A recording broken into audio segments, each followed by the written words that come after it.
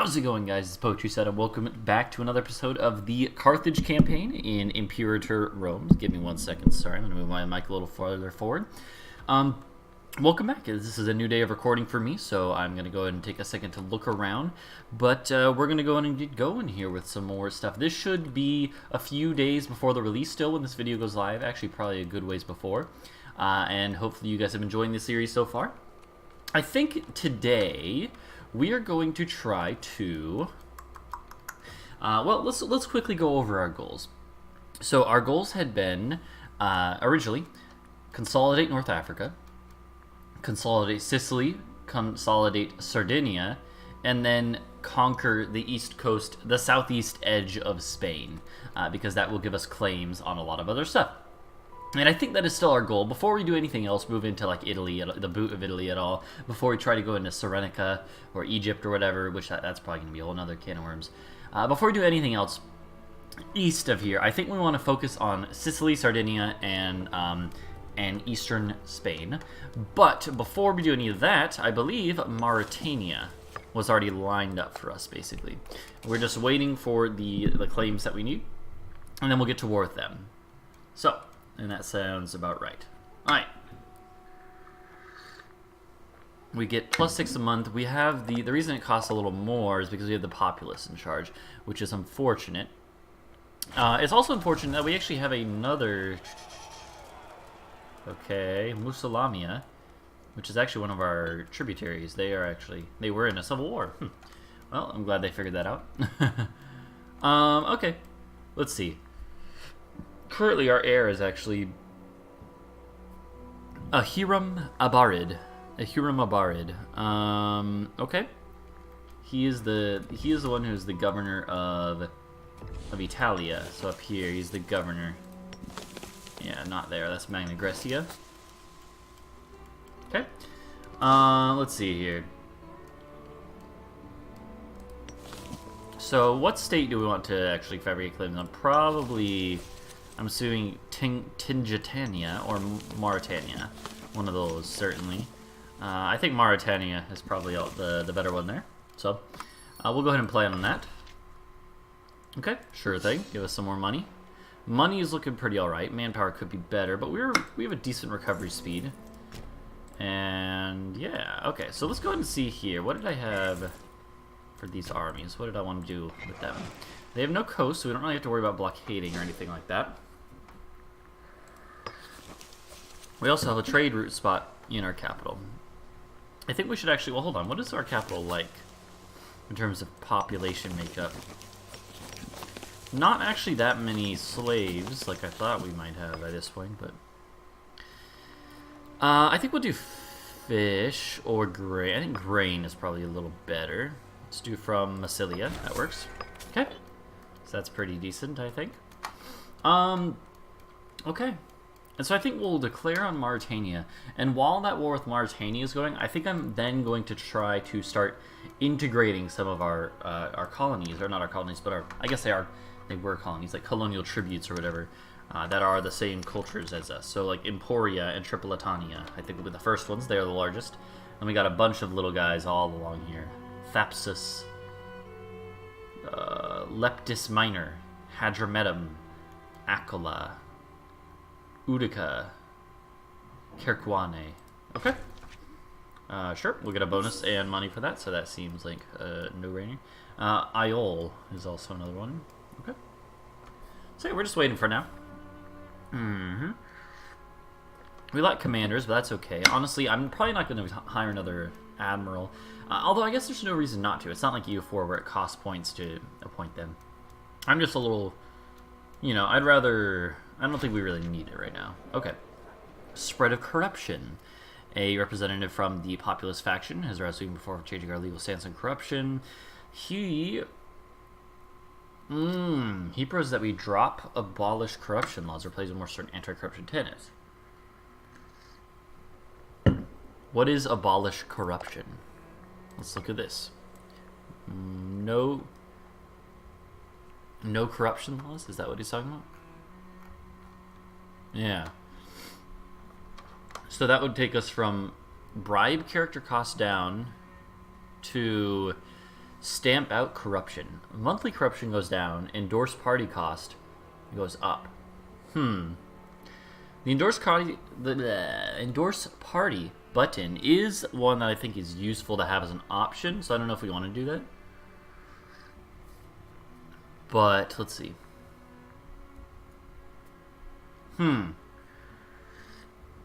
That would actually gain us 10 support for the populist faction. So one thing I'm kind of thinking about is, I think it might be fun to try to make, trying to make ourselves a dictatorship.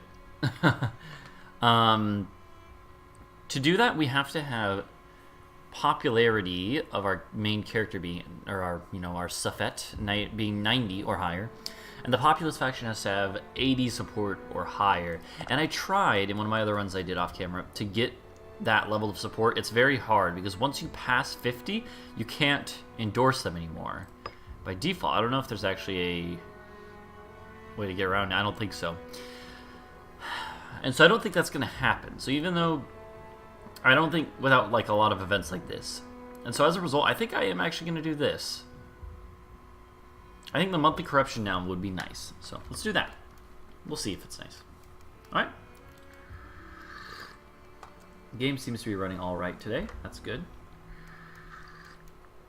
Okay, so we need to own all of this stuff to make, to get those claims, right? So, luckily that's actually not that much, and it lines up perfectly with those borders. So if the borders don't change at all, we shouldn't have any problems in making that a reality. And in fact, a lot of the people here like to do like defensive leagues. And I think that actually helps us. We'll see. We will see. We have a land base over there, so we can get our armies ready to go. We don't have to land by sea or anything. Okay. I'll do the Omen Power, actually. That's useful. Okay. A couple more months and we'll have enough power to go to war with Mauritania. Trade goods. What do we got up in here? Like, just roughly, let's look around. We got a lot of stone, horses, spices, elephants. Those are always useful. Leather, livestock, more elephants, wild game. Okay, good stuff. Nothing that I think we don't have already, but still, good stuff. So, that works. So let's go and wait till the end of this month. And then, there we go, fabricated claim on Mauritania. Okay. And that is pretty good. I don't think they have that many troops, right? Four troops. 4 divisions, rather. Rebellion. Uh-oh. That's not good. We have a rebellion on the way. Why? Numidian, Sicilian. You know what it is? It's all the Sicilian stuff that we conquered. So, the base threshold for rebellion is 20%. If you have 20% of your population being from a foreign culture group and living in a disloyal province, then you start to have risk of rebellion, as you can see. So there are a couple ways we can deal with this. We can either try to get those provinces loyal. So, like, again, it's these ones down here, right? Yeah, pretty much just these 4 provinces or so over here. So they're all currently on assimilate culture except for one. So what we can do is we can either try to get them assimilated and try to get that number of population down, right? Because right now 21% of the 21.5% of the population. That's going to be quite a few pops, but we could do it. The other idea is that we might be able to make them loyal again. Right, so currently loyalty there is at 34%, 32%. I don't know. I don't remember what the threshold is for something being considered loyal or not. And I should probably figure that out. Let's see. Hold on.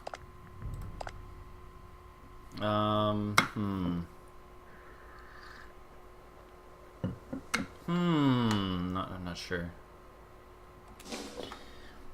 I've had a rebellion in one of my other campaigns I was doing off screen.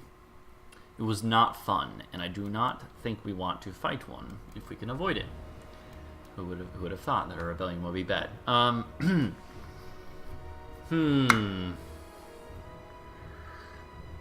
have somewhat of a problem in that we could change these to be loyalty, but that costs 40 for each province, and so that's going to take a while. I feel like it might actually be a good idea to replace this governor with a different governor. Perhaps even replace him with. Wait, also hold on. Wait, where does this region lead up to? It's Mauritania. Numidia is part of it, so that's unfortunate. We might have to replace him too. But Mauritania would at least take care of a good chunk of this stuff. So if we take him and replace him with someone who is actually, if we have an idea, so we have a Phoenician. If we have anyone who could replace him who is of that culture group. Ooh, like this guy. Look, this guy, Mastanabal Panamid. He is a Mesocilian megalithic, right?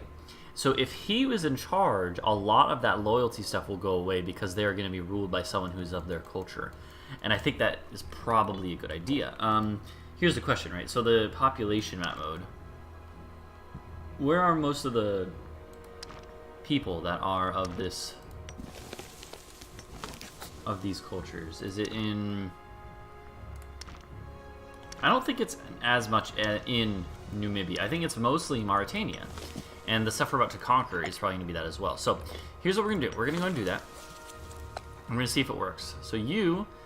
he's also not a bad governor on his own. So he's pretty good, in fact. So, alright, we're going to put you in charge. And let's see how that affects the loyalty of these states. So, like, for instance, loyalty is now going up here.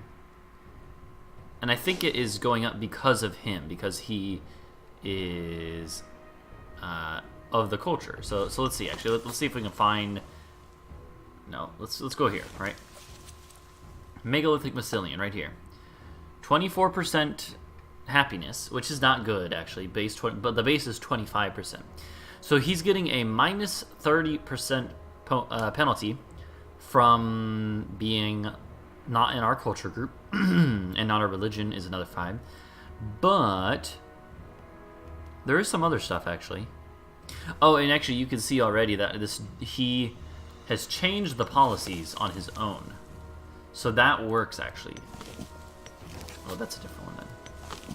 So that's good.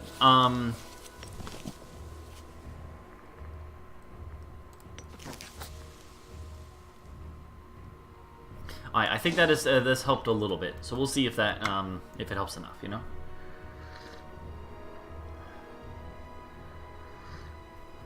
Okay. Oh, you know what though? Here's... No, this is the same guy, so he should be working on it here.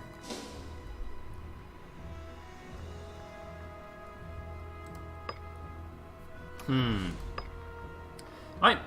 We can actually get our first military tradition now. Military traditions are basically kind of just like big bonuses you get. We only get them once in a while because they cost... So the first one costs 800 base power, and then it's modified.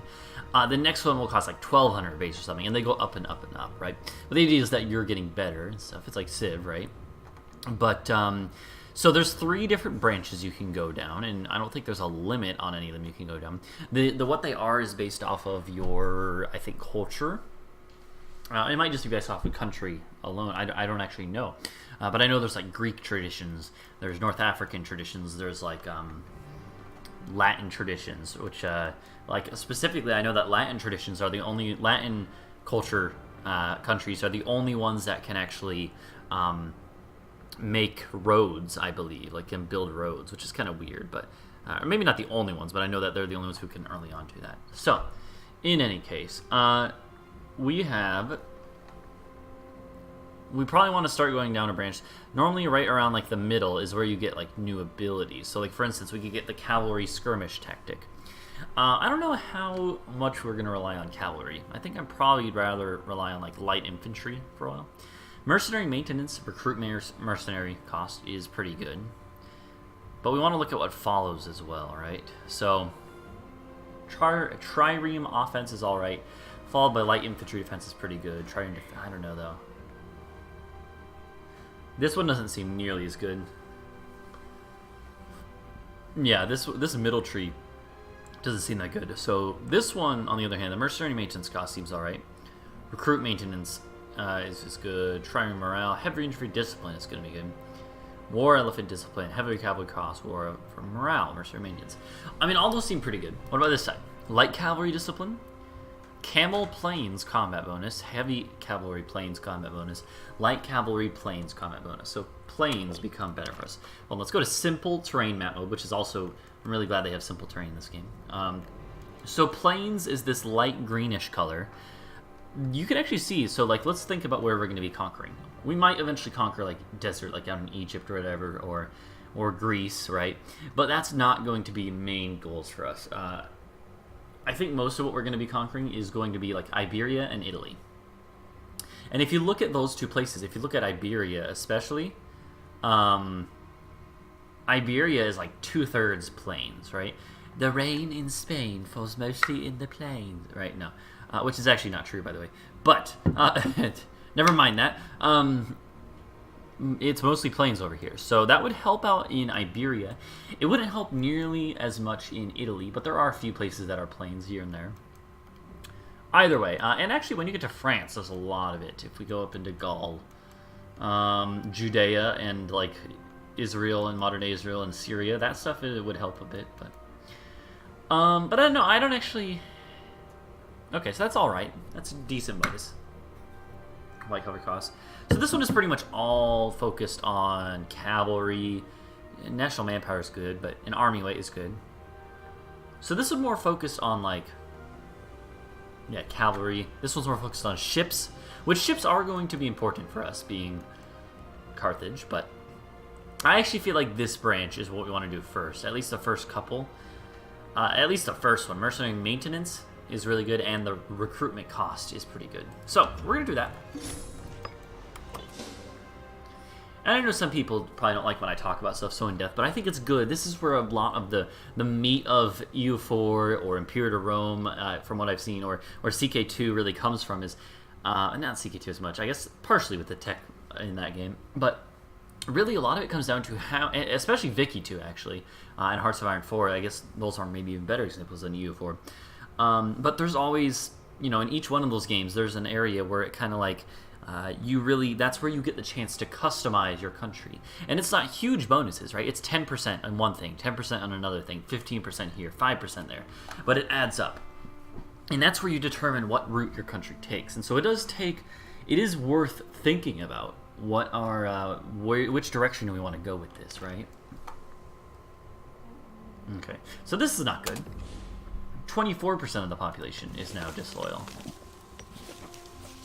So that's actually, it's really not good. Hold on. I think there's actually something I'm not making a lot of use of, which is if we sort by province loyalty.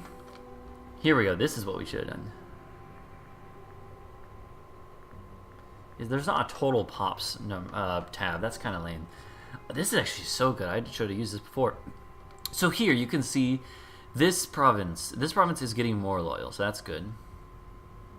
This province isn't, but these are not. Yeah, this is not as low though. So like for instance, our lowest happiness one, lowest province loyalty here.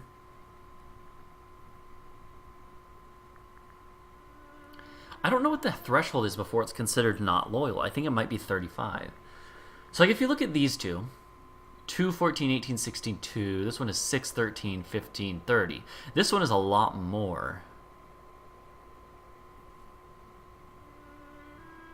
But I actually feel like we should focus on maybe on Maturia, because I think it's more likely. Well, no, but this is not as. I think that maybe that one's a lost cause, actually. Yeah, let's try to get this to be local autonomy. So hold on, I want to test something, because this is something I've had a little trouble understanding about this game. So let's look at the capital, right? Let's go over here, look at the megalithic Sicilians, right? They have 0% happiness. The base is 25. Why is the base... I wish I could see where that base happiness comes from. But I bet you if we change this, it will change it up to bases 50. Let's see if I was correct. Nope. Apparently not. Okay, so never mind. So why is the base... Why is the base so low? That seems strange to me. If happiness is below 50, it will produce unrest. That's kind of lame, though, because our cap is 25.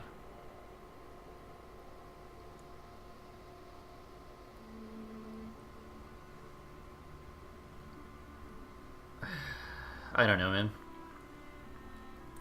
Let's test something. If we do the right religion... Now they actually went lower, which is... Oh, because... That's hilarious. They actually got lower because now he no longer matches them. That is pretty funny, actually. So I just made it worse. Like, what is that base happiness actually from? Is it from this? The wrong culture group happiness?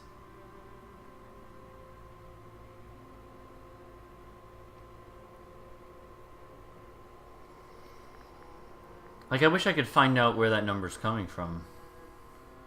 Where is the base happiness modifier coming from?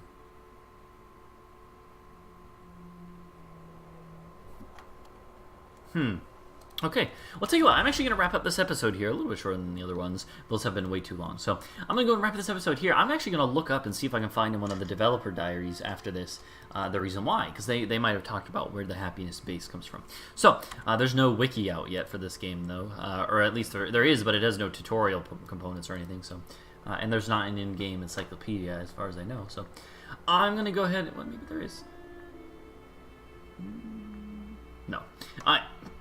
I'm going to go ahead and wrap this episode up here. Thank you guys for watching. Again, this is a new series, so every like or subscription or comment or anything helps out a lot. So if you enjoyed, please feel free to chime in with a like or a comment if you want to say if you think I'm doing things weirdly. You know, obviously the game isn't out yet, but that doesn't mean that I could be doing stuff really wrong that you guys might pick up on that I am not. In any case, thanks for watching, and I will see you guys next time with another episode. Bye-bye.